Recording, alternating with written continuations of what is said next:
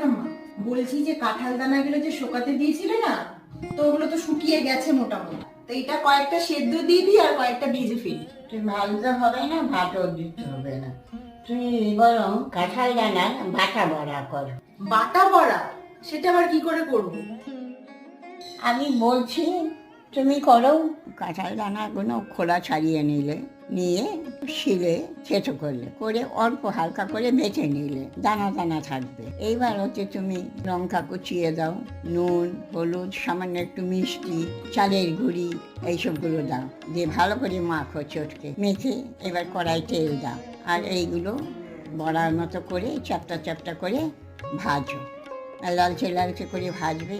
ভেজে একটা পাত্রে তুলে রাখলো, খুব মচমচে হবে খেতে, খুব ভালো লাগবে।